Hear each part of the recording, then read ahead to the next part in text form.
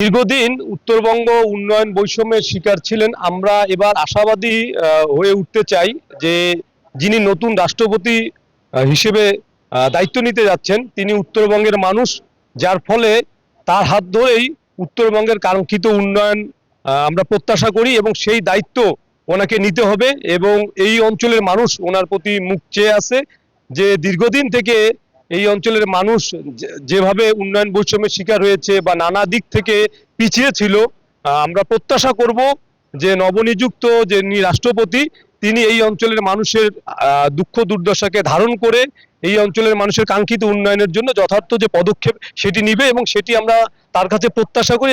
রাষ্ট্রপতি হতে যাচ্ছেন, তিনি একজন রংপুরেরই উত্তরবঙ্গেরই সন্তান।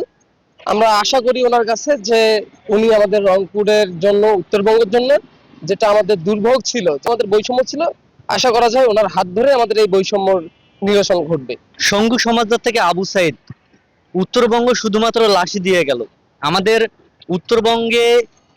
উত্তরবঙ্গ থেকে শুধুমাত্র প্রথম নিহত অথবা শহীদ হন, তারপর পরই বাংলাদেশের গণ অভ্যুত্থান ঘটে, বাংলাদেশের পুরো প্রেক্ষাপট চেঞ্জ হয়। কিন্তু দীর্ঘ সময়ে এই যে প্রথম শহীদ, প্রথম রক্ত ছড়ায় বাংলার উত্তরবঙ্গের দামাল ছেলেরা, তাদের শহীদের যে প্রত্যাশা সেটি আসলে পূরণ হয় না। যে কারণে তারা শহীদ হয়েছেন সেই চাহিদাটা তা কখনোই পূরণ হয় নাই। রংপুর শহর আগেও অবহেলিত ছিল, এখনো অবহেলিত। নতুন করে রাষ্ট্রপতি আসছেন, আমরা প্রত্যাশা করি উত্তরাঞ্চলের যে বৈষম্য, উত্তরাঞ্চলের যে সংকট, সেই সংকট মোকাবেলায় উনি অগ্রণী ভূমিকা পালন করবেন, এটাই তার কাছে আমাদের প্রত্যাশা। এবার যদি না হয় তাহলে আর কখনোই এই উত্তরবঙ্গের উন্নয়ন অগ্রযাত্রা কখনোই আর সম্ভব হবে না বলে আমি মনে করছি। উনি আমাদের উত্তরাঞ্চলের সন্তান, উনি শিক্ষক মানুষ ছিলেন, প্রবীণ রাজনীতিবিদ। ওনার হাত ধরে আমরা রংপুরের উন্নয়ন চাই। আমরা রংপুরের সাধারণ মানুষ ওনার দিকে তাকিয়ে আছি।